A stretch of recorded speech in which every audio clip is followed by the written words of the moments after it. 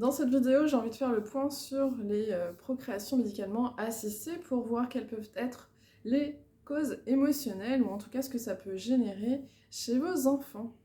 Je vais diviser cette vidéo en deux parties. La première où vous n'avez pas eu besoin de faire appel à un don et dans la deuxième partie où vous avez eu besoin de faire appel à un don.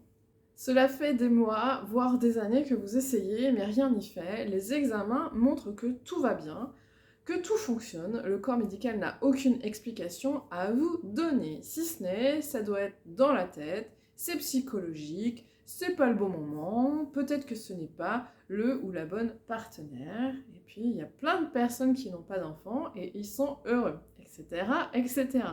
Voilà ce que j'ai pu entendre au sein de mon cabinet. C'est bien beau, mais vous avez vraiment envie d'avoir un enfant, et la seule solution, c'est la procréation médicalisée. Pour certains, ça va être un vrai soulagement. Nous allons enfin trouver des solutions pour avoir un enfant. Nous allons être accompagnés. Et puis pour d'autres, ça va être vécu comme un réel échec. Je pensais que nous aurions pu réussir par nos propres moyens. Je voulais tellement que ce soit de manière naturelle. Moi qui déteste les piqûres et le corps médical, comment vais-je faire ? Je sais à quel point cette période peut être longue, souffrante, douloureuse et épuisante. Il y a les nombreux rendez-vous, les piqûres, les traitements. Tout est contrôlé, mesuré. Mon conseil, si j'en ai un à vous donner, c'est que vous avez le droit d'être en colère, de trouver cela injuste, d'être triste, jaloux, envieux de ceux pour qui ça fonctionne si bien. Je vous invite vraiment à accueillir vos émotions et à les écrire. Gardez en tête qu'une émotion, c'est seulement un pourcentage de vous qui a besoin de s'exprimer. Vous n'êtes pas la colère, vous n'êtes pas la tristesse, la jalousie, etc. Alors, comment expliquer à son enfant la procréation médicalisée ? Vous allez pouvoir lui dire, tu sais, tu as été très désiré. Alors, comme nous nous sommes sentis prêts, tous les deux, nous avons décidé de faire un bébé. On a essayé pendant plusieurs mois, années, sans succès. Cela ne fonctionnait pas. Alors, nous avons demandé de l'aide à des médecins. Grâce à eux, tu as pu arriver dans mon ventre. Tu as été très attendu.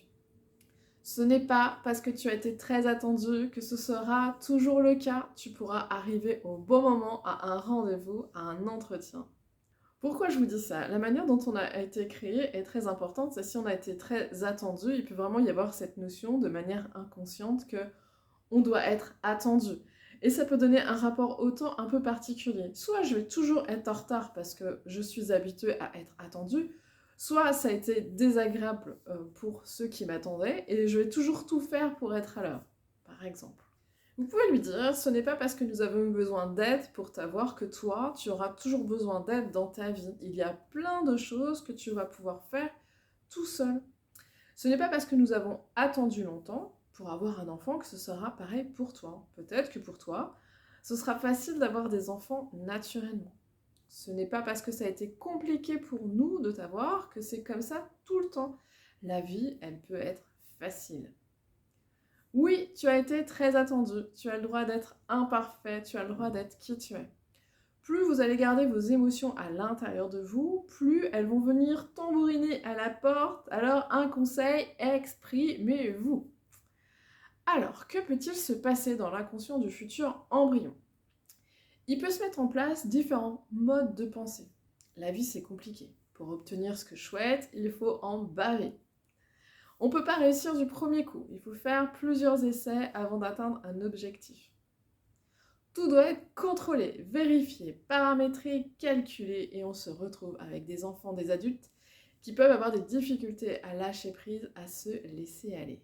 Il peut y avoir un rapport au temps particulier, ce sont des enfants qui ont été longtemps attendus.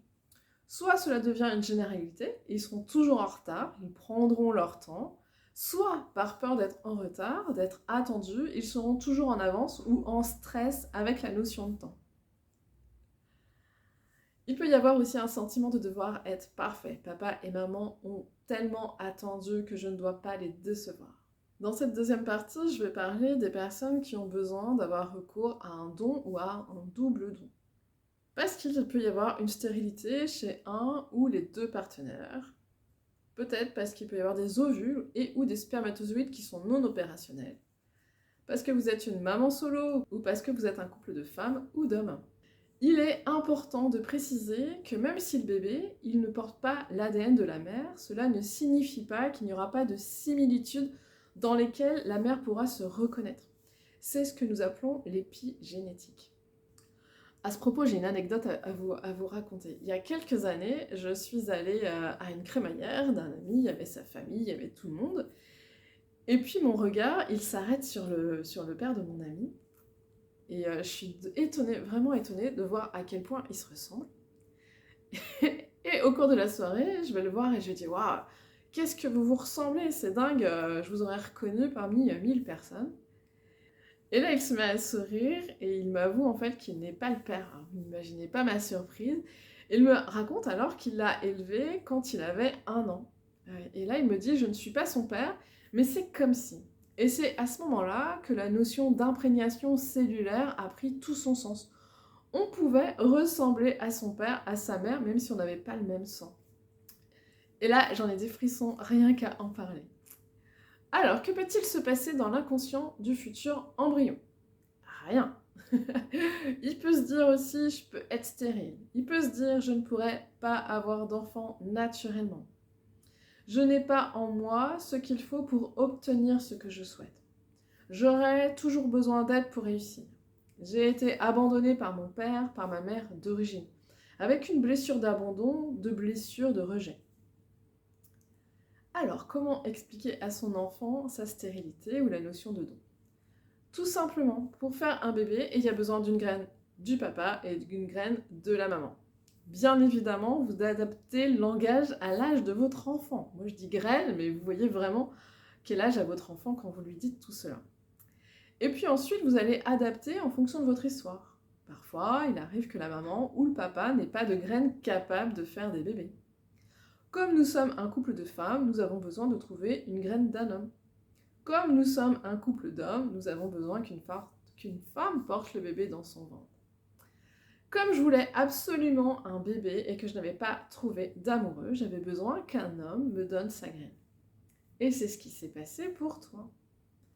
Alors, on a demandé aux médecins de nous aider. Ils ont trouvé une personne qui nous a donné une graine. Tu sais, il y a plein de personnes dans le monde qui donnent des graines. C'est grâce à cette personne que tu as pu arriver dans mon ventre. On appelle ça un donneur ou une donneuse.